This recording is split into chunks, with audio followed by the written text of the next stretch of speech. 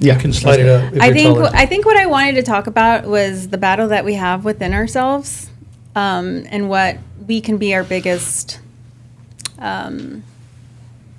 What is it? Like, we are our biggest enemy. So I wanted to touch on that a bit, just to. And constantly Yeah. like revisiting yourself whenever you're going to accomplish a new goal or you're trying to Checking reach something yourself. new. And we were talking about how you can even, this applies for every aspect in real estate, whether you're brand new and you're leaving a 9 to 5 and you're coming into a pretty much an entrepreneurship right career, or if you're leveling up within the real estate, whether you be switching a brokerage to come to a brokerage is going to help you take to that next level. Sometimes adapting your mindset or even the market when it's changing. Like, what does it actually take for you to adapt and change? What are some steps that you guys can give advice to other realtors on that? So I think that, she says, you battle yourself, or you have your own, I guess, what they call it, battling your demons, right? Yeah, Whatever. battling your demons. But, what a lot of people don't understand is really what that is really your mind or logic, right? Fighting with your heart or feelings. And so what or beliefs. Huh? Your Or beliefs, yeah. So what people don't understand, and what a lot of people don't understand, is that there's no perfect storm. You're never going to achieve a goal, and you achieve your objective, you feel super great about it, and it aligns with your beliefs. It's really tough for you to get that trifecta. A lot of times logic or doing the right thing takes a lot out of you. And a lot of times doing what you want to do or what feels good to you is wrong. You shouldn't do it, or it's bad for you. And then of course I don't have to go further into that discussion about your beliefs, right? But yeah. So I think that I'm not saying you should ignore one or the other. I think you should make it go in perfect order, right? First, think logically about it and let it live in there for a bit. Then let it go into your beliefs and filter it through there. And then the last is, how you feel about it and can you live with it? And that's what happens, whenever you start changing up your sales process or with this new way of doing business, this new way of doing business, where you have to get a buyer's rep, up front. It feels bad to us, It's like, hey, you have a person that you're helping trying to buy a home, and they're telling you all their problems, their woes, and how much money they have. And then on top of that, hey, look, also you have to pay me, $6,000, And it feels like you're not doing the right thing or you're not looking for their best interest. But in reality, if you just work it right, you can actually make it a win for everybody, right? And you, like I said, you have to filter it all through. As a broker, what does it mean to you kind of to adapt in that market and having that mental change for a broker's perspective? What does that look like? Explain. Like from a broker's perspective, like adapting to this market, what changes do you have to make, or what mental changes do you have to make? Right, you've been set in your ways for so long, yeah. And obviously, at the broker, you're at the top of the food chain. How does it feel to? I'm sure you have to shed a version of yourself to get into this new, thing, right? How does that feel, or how do you overcome those mental hurdles? So it's a little different for me because when I started in this business, that's essentially how we did business, right? We told them up front, hey, look, I'm going to help you out. This is what I'm going to do for you, and this is what it's going to cost you, because I didn't like, at the beginning of my career, I did have a few people that kind of wanted to walk out of the closing table when they saw how much money I was going to get. And I had one person that just totally walked away from a deal because he didn't want me to get that much money. And I think it was commission and a BTSA. So when that happened to me, right, I decided that I was going to be upfront with everybody. And I would tell them straight up. I said, look, my services are not free. And I think there was even something that changed, that they were trying to make you, that they were telling you, hey, you can't be advertising free services if you're a buyer's agent because it's not free. And this was before the change. This was before the change, yes. But when I started in this business, I was already doing business this way. So whenever, this whole real estate business got away from us, or got away from the way I did business, I was always angry. You remember? I mean, you can go back on my Instagram, go back on the podcast. I mean, I was always angry, right? Stop telling people you do free service. Stop doing this. If they're working with another realtor, stop trying to steal the realtor. Let them work with that realtor. Like make them sever ties. Because it's not fair to anybody. And so honestly, the new change for me is a big relief. It's almost like finally, we're doing business the way business is supposed to be done. Yeah. I think on our side, or for adaptability in the market, the change is the change, right? You roll with the punches, and you're gonna have to change because whether we like it or not, that's the new norm. The things that I tell my agents or I tell my managers all the time, you go through these ups and downs in real estate for a very specific reason, is that no one does the work, right? They don't consistently do the work and do the things that are required of them. You get into this thing where you're selling a bunch of houses, or you get some listings, or you get some clients, and you get into this high where you feel like everything's perfect and everything you're doing is great and you don't need any help, any assistance from anybody. But then while you're working those deals, you're not maintaining your business, right? So we get into these lows. And we would talk about it often about how every day you have the chance to reinvent yourself, right? Every day is a new day. Every day is a new opportunity. And week by week, you can make the changes that you want to make. So when I talk about adaptability in the market, you see these changes. If you're looking at the market and you're consistently studying the market, I tell my agents, I tell my managers, you need to look at your market and your zip codes. You need to look at the price per square foot to see what those houses are selling for. Not what they're listed for. And huge difference. They'll list high and then they'll drop and drop and drop, stigmatize the property, and then sell at a low, price. Or you see these houses that have that sweet spot number and they're consistently selling. So if you're studying your market, you're able to see that. Those are market changes. Those are adaptability in the market. You're able to see the price go down. You're able to price a property properly, and then you're able to execute, on your game plan and your marketing plan. So I think with preparation, it's really easy to adapt because you see the changes that are coming. So naturally in your mind, you're already making those changes. You know what's next, right? I would say. So. Yeah, and I was watching this video. Actually, it's what I'm going to go over with my team today after the podcast. The meeting that I'm going to have with them is everybody starts with their business planning or their goal setting for the following year. And for people that want to have a change in their life, right, they want to adapt to the new market or just become a better realtor or even a better person, you really start by looking and taking inventory of what you did the last year. And I was watching Patrick Bet-David's video, and he's like, you have to break it down into the good, the bad, the ugly. What did you do good? What did you do bad? And what was like the terrible thing that you did that year? In order for you to be able to take that inventory, take a look at it, and a lot of times it's hard for you to be super honest with yourself. But once you get through that, then you have a clear path forward. Because if you're not analyzing, you're not taking inventory of what you did the year before, just setting up new goals and not having a plan and seeing where you fell last year, it's not going to take you nowhere. That's what I like what Vanessa said earlier. We're talking about some potential changes, and she said it's always Vanessa versus Vanessa. I don't recall in the conversation if you were saying it in a positive way or a negative way, but for me, it's a positive. The way I think about Victor versus Victor, it's always constructive criticism and keeping myself honest to the things that I want, and the things that I want are honestly sometimes a little outlandish, like a little, you're shooting for the stars, right? But I did tell Nate something last week that I do live by, that I said I don't like to shoot for the stars and land on the moon. If I'm shooting for the target, I want to hit it, and I want to execute in every possible way. I don't want to set these unrealistic expectations and settle for less. That's not me. That's not me by nature. So when it's Victor versus Victor, right, I want the best for myself. I know what I want. I know there's changes. I know I'm not perfect. I know there's a bunch of changes that have to happen, but if you stay in front and you don't buy into the thing, because in real estate it's really easy to feel like you're successful. It's really easy to feel like everything's going right and you're better than you were last year and you're making progress, right? But and we all know, just when you're on that high, it could be taken just like that, right? Because the market dictates. So when you said Vanessa versus Vanessa, what does that look like for you? How do you feel?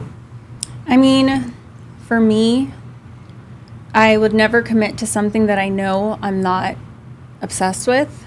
So when I commit to something, sometimes it takes a lot of overthinking just to make sure. And I always try to have things like a plan, right? The perfect plan in your head, right? Sometimes it's not going to go that way.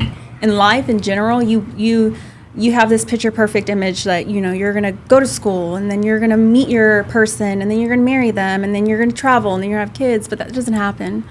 My story, completely different, and sometimes change in a less traditional way can still bring you to the person that you want to be, but there's a lot of trauma that goes back into that about, you know, your own self that would have, could have, should have, right? And you're always going back to that and trying to see, and then bringing that old stuff to your new stuff could really trip you out and cause a lot of self-doubt. So that's what I mean about Vanessa versus Vanessa, because I know that what I want to offer, I can, but then I battle with, well, it didn't work out that time, so now I'm kind of scared to make this next step. So I think it's just overcoming that and just going with the flow, and just know that it's not going to be, you can't always filter everything, because sales is fast pass. Like, it's something that someone's a topic of conversation. Hey, I want to buy this house. You don't know.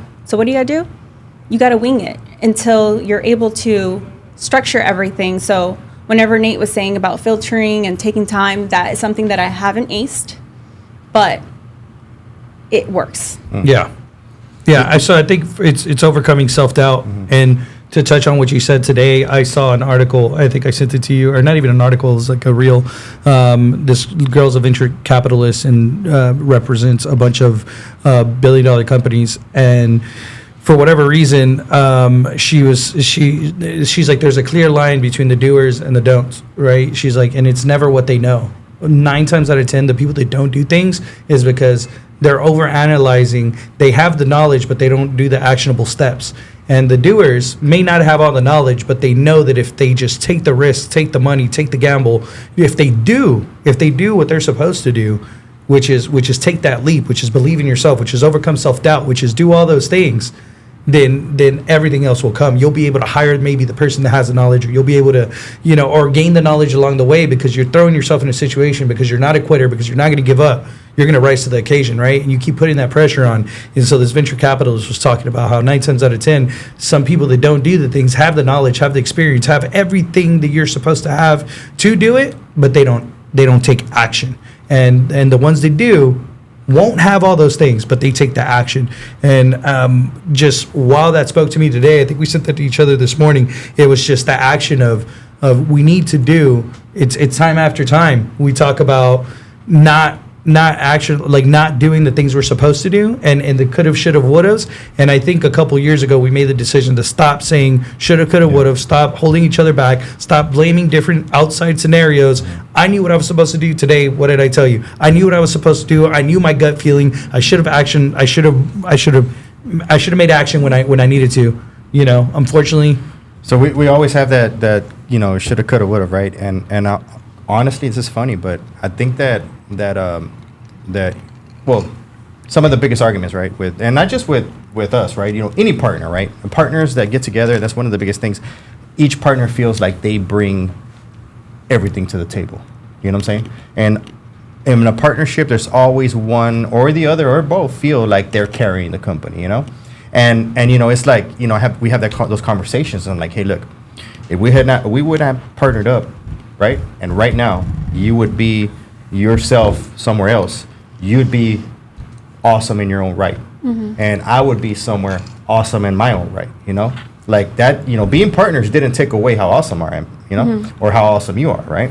And so I really think that my kids are the ones that help me understand it, right?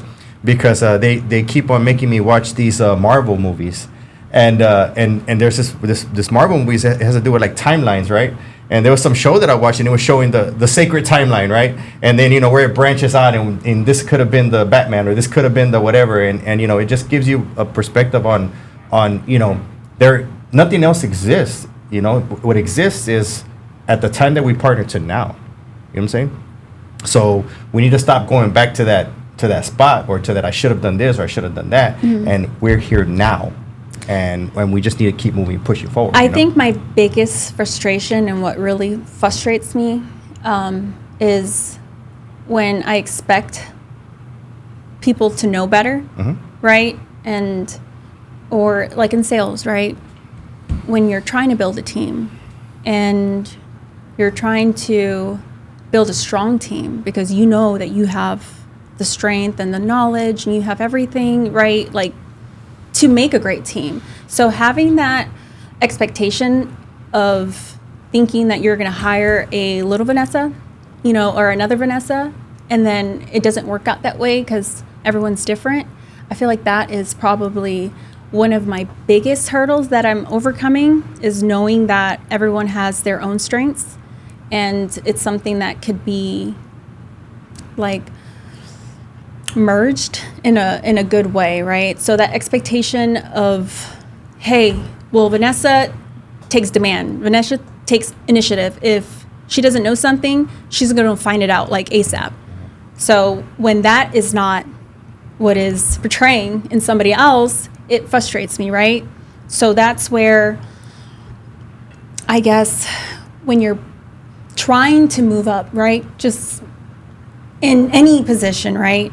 As an agent, if you want to become a manager, if you want to become a supervisor, a leader, a broker, I think you have to be patient, take a step back, analyze, and help, and not expect people to be like you, and then work from there. That's called humility.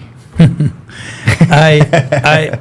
were talking about past traumas, and I heard this quote one time, and I was trying to Google it right now, and it was, you've been disappointed by so many outcomes in your life, by so many expectations. When I had heard this quote, I was like, oh, this makes change my whole perspective on life. And it's really, when you have expectations, you're setting yourself up for disappointment, right? Mm-hmm. And honestly, you have expectations of what people are supposed to be, or what you want out of them, or what you want out of life. And these are all made up expectations in your mind, right? This is, they don't know. They might not have the same expectations. They might not have the same feelings. So I have unspoken expectations or unspoken feelings on a certain person or subject or matter, and we're just so far apart. They might not even want those things. So I refrain from setting expectations, and I refrain from expecting anything from people other than what they show me, right? And that's also been a double-edged sword, because there's been times where if you don't show me that you are committed, and if you don't show me that you want this, I won't spend my time. But sometimes when I hear through all their, issues or BS or objections, I spend the time with them, and I can create that success, right? But the reality of it is that how many times can I really do that over and over and over? How many times can I really spend time to coddle them and overcome those objections and build their confidence up to do those? So I don't have expectations on people, and I think that's helped me a lot with the team, right? Yeah. The only expectation I have is that they're not going to show up and they're not going to do what I'm asking them to do. And if they surprise me, then they have my loyalty, they have my backing. And I think Nate knows more than anyone. Nate's constantly, constantly back some people up over, you, and not even in that aspect. Just I got to protect the team, and not even protect them from Nate. It's just like, bro, I know that there's more here. Let's see this through. Double-edged sword, though, right? It's 50-50 on whether it's gone good or bad. Right? We had that conversation. I'll tell him, hey, fire that dude, or fire that person, and he's like, oh, well, hold on, this he tries to work it out, but at some point, it just, you got to trim the fat. You got to trim the fat. And going back to what Vic said, I think this does play a major part in why whenever people are trying to have a paradigm shift and they're trying to adjust to something new or become a new person, the analysis paralysis is real. There's such a huge goal in front of you that you want to achieve, or the person that you want to become, that you're looking at all these things that you have to do, that it paralyzes you and you get stuck in the state to where you're at. Or it demoralizes you, right? And you're like, man, I don't know how I'll go from making $100 to making $100,000. Where's that A, B, C in between? And that's where it goes back to actually breaking it down, writing down your business plan. Even again, for that video that I was talking about, he has 6 different sections in there where it's family, financial, business, health. He breaks it all down, and for each one of them, you write down a business plan, because it all goes together in who you want to be as a person. So analysis process is a real thing, and that's why you got to take time to actually sit down, write your business plan out, write your goals out, and take a deep dive and take inventory in order for you to move forward. Because without doing that work, you're just going to get stuck. Yeah, and I think a lot of realtors get stuck there as well. At some point too, it takes confidence. It takes confidence in your talent, confidence in yourself, and knowing what you can do, right? Because you'll fight a whole battle in your mind, and in your mind you will literally go through a whole plan and even lose in your own mind and be defeated. And say, yeah, that plan's not going to work because I already overthought it. I can tell you how to do it in 3 words that my manager taught me. You want to know? Eat that plane. For those of you, that's a callback to our last podcast.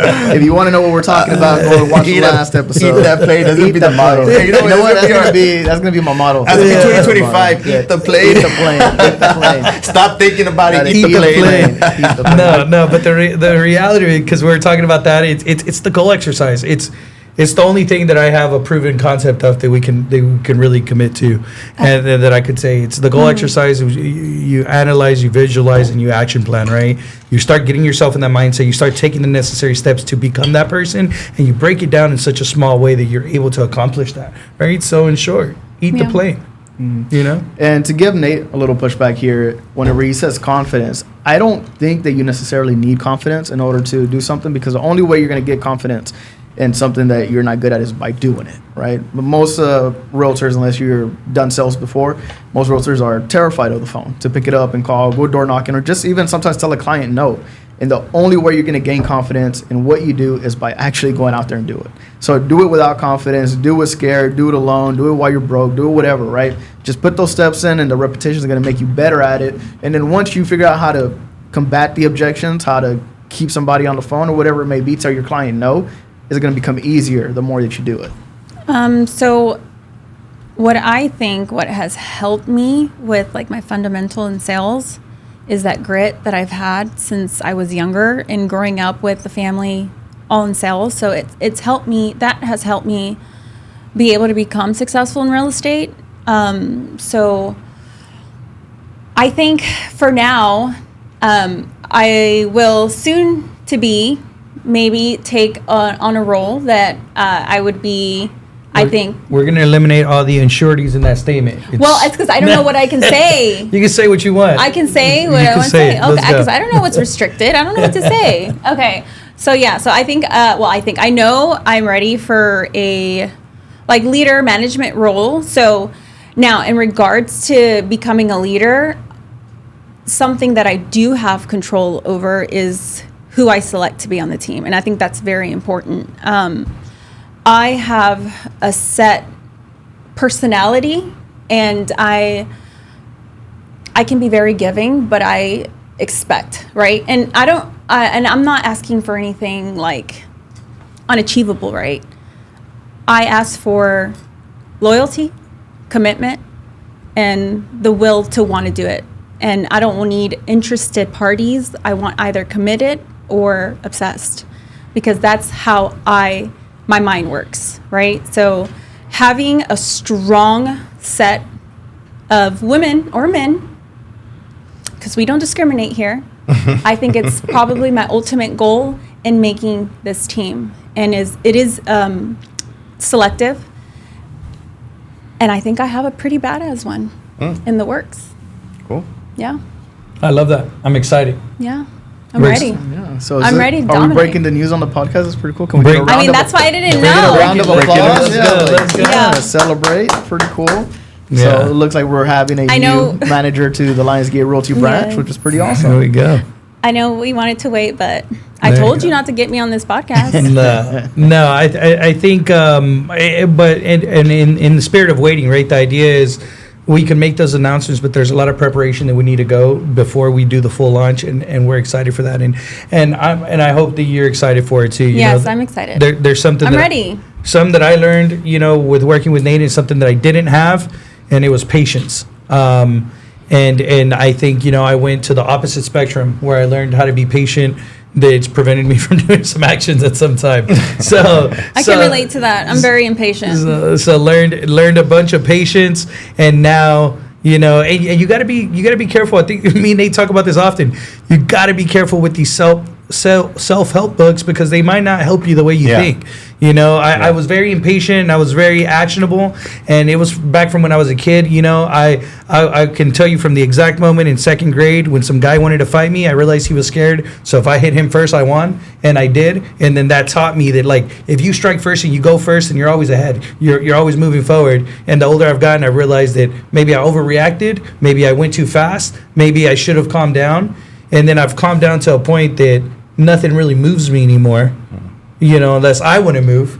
And then there's been downfalls to that too. So you have to pay attention to what's good for you, because what's been good for us, or been good for me, is to be actionable in that moment. Because my gut is right, and I've been through a lot, and you know where to go, and you just gotta go.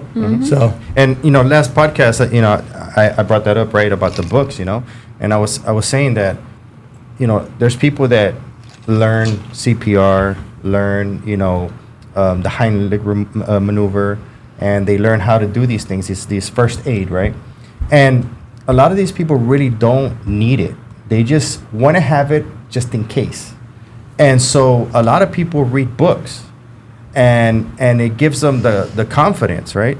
It makes them think that they can do these things, And to me, it's a waste of time. It's a waste of time for you to read books that, if you're not a salesperson, bullpen, shark salesman, there's really no reason for you to read The Art of War, if you're not, it's just, and I could go on and on, right? I could keep picking at books, right?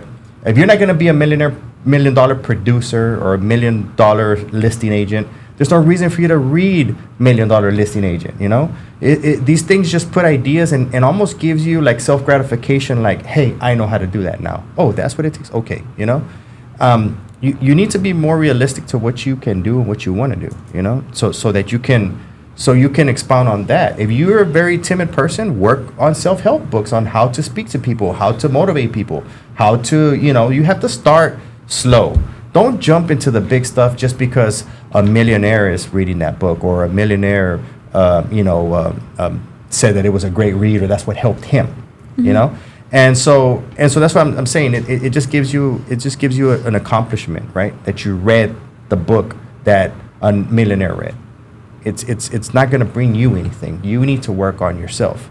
And honestly, sometimes when you get into real estate, the only person that can help you is your sales manager. The only person that can help you is your broker, because they're going to tell you, hey, you know what? You need to read this book, or you need to work on this, because they've already been there. So you should take the guidance instead of, running out there and grabbing every single book and getting all this knowledge. You're not in prison, You don't have to read every book. I don't read. My ADHD does not let me read. I cannot sit in one spot and stay there for God knows how long. So I'm excited for what's to come. And I think what's really, and I think the most important to me, because I can definitely coach. I can definitely help. I can there's certain things I can't teach, but there's things that I can enhance with what you already have in your strengths, right? But I think what's most important to me is building a culture. I'm very strong with family. Family is everything to me. So a family culture is probably the most important thing, because with family comes loyalty, commitment, and forgiveness. Things are not always going to be perfect. So having a team to back you up and help you, I'm not a one-woman show. So I do believe in partnering up with strong-minded people, women or men, and building something for all of us, right? Because it's not just Vanessa and the Chickmonks. It's definitely not that. It's more than that. And every agent or anybody that wants to get their real estate license and are going in for the right reasons, typically are more successful for the ones that get their license thinking that it's going to be easy and money's there and stuff, and they just think you can skate people or do bad. Like, if you're a good person and you get with someone that has what it takes to make you successful, I think that is most important. So being genuine, knowing that you're coming into an industry and you're willing to learn, there's no competition. Remember, we don't compete within family, right? We help and we do it together. Yeah. So I'm very excited for that, because I think having that I think it depends what kind of family you come from. Right, that's facts. I mean, my family, I can speak for myself, and my family, that's what I want. We're not all blessed. So the thing is this. Come on, y'all are family. Look at y'all. We have great family, yeah. So the thing, Vanessa already said that she doesn't read books, right? No, I don't. Somebody asked me the other day, right? It was an interesting question. They said, you're always putting down books. what book would you recommend to me? And I said, you know what? Don't ask me what book that I would recommend you. Ask me, how do I read my book? And so, you know, they thought that was a strange question that I asked them. And I said, well, how do you read your book? So my question to you is, how do you read your books? Me, personally, I listen to the book, and if I like what I'm hearing, then I'll buy the book, and when I'm reading the book, I'm also listening to it at the same time. Because I'm ADHD, so I need to hear something while I'm reading, because I'm just reading to myself. My mind will start to wander. So I like to listen and read at the same time. How do you read your books? Couple different ways. I treat my books like as a learning experience. So if I start reading a book and I'm not liking what they're doing, I literally won't even read that thing. I'll just shut it down and move on. But if I do like it, then I take notes on that book and highlight the specific. I study it, and apply it where I can apply that. So I learned a long time ago. I think it was Tom Hopkins. He said you have to listen, read, or see something 6 times for you to retain 45% of the information. Okay, and that always stuck with me. So I read differently. I dissect my books, and so the thing is that when I see I do the same thing Jovani does. I listen to it. If I like what it's saying, I will read the whole thing, right? Or listen to the whole thing. Then I'll come back and I will go through each chapter and I will read it as I'm listening to it, and I will highlight points. Then on that chapter, I will put a highlighter if I want to go back to it, or if there's something in there that I really liked. And then I'll just keep going, and then by the time it's done, I'll have a book that will have 3 chapters that I will religiously go back to and refresh my memory and try to get back at it. That's how I dissect my books. I know it's super weird, I know it's strange, but I cannot go through more than maybe 3 books a year. I can't. It's impossible for me because just the way that I learn and the way that I do things. But I will tell you this, I get more out of one book than anybody gets out of reading 20 freaking books in one month. So that's good to know. Yeah, so I think from now on, I'll let you read the books, and then we can have a conversation about it. I don't like recommending books. I only recommend one book. And you can just tell me and summarize it. Like, let's get to the let's get to the picture. I only recommend one book to everybody who is in sales, and I actually sometimes I give it away for free to some of my realtors, right? And this book is for everybody and anybody, and it's an easy read, and it's easy to comprehend and pick up. And what's the name of my book? The Art of Seduction. By Robert Greene. Dang. I don't even know what you're talking about, bro. But Same guy who wrote the 48 Laws of Power. The book that I recommend, or that I try to give to is called Raving Fans. And Raving Fans is it's a quick read. It's easy. It's for anybody. It's for the person that doesn't read books and has ADHD, and it's also for somebody who's running a company. And I think that it's important. What does that book focus on? So can we make like a video about it? It focuses on customer service and thinking outside the box, and just it gets you out of the salesman mentality. That salesy. You provide value, right? Versus You provide an experience. yes. And people want to commit to you for your customer service and the experience that you give them. And if you do that, then you are able to create raving fans. People brag about you, and they become your marketing source. So you do such a good job that you ultimately get so many referrals, and you become the expert and the go-to person for that. And that is what we strive to be here at Lionsgate Realty. We strive to be the expert and the person that you call on, that you cannot lean on anyone else because they will call you. And I'm going to shout out, I'm going to shout out the person that actually introduced me to that book years ago. And we're actually cool now because he's taking care of my son over at Signorelli. My son works for Signorelli now. So Dave Barnhart actually introduced me to that book, and and I think it's worked very well for us. Well, I cannot say the same thing. The person that introduced me to the book is somebody very near and dear to me, and it is Nate. So. So Are y'all gonna start like a book club or? Yeah, you know what? That's a good idea. no, I recommend my sales manager. You know how cutthroat it is in this management level. I recommended books to them, and they started saying, "I'm not in a freaking book club. Where's the sales? Where do I do that?" I was like, "All right, bet." I was like, "Okay, y'all want to set the tone? All right, let's go." I mean, sometimes, it depends on the person. If a book motivates you, good for you, right? I find other methods that motivate me. Sometimes it's a person, right? They are their book. They are their own story. So listening to them, listening to their trials and error, I feel like I have more of an engagement rather than a book, True. right? So for me, how do I read my books? By people. Sometimes I read it in between the lines too.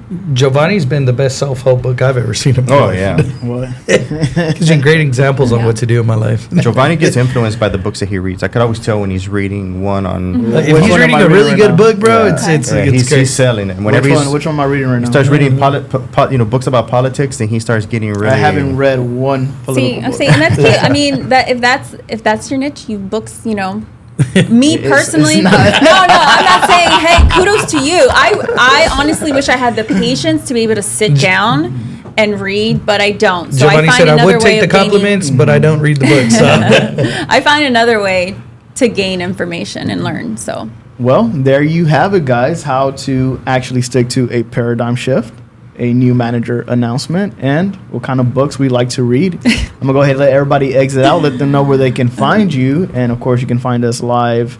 Well, actually, not live anymore, but you can find us every Thursday in the afternoons when a new episode drops. And go ahead and let Vanessa exit out. Let them know where they can find you. you can find me on Facebook as Vanessa Claudio and on Instagram as Sold by Vanessa. Find me at Instagram at Real Presidente. Until next time. You can find me in all my social media outlets as Better Call Nate. And I'm Jovani, your gracious host. You can find me under Jovani_Frank on IG. Until next time.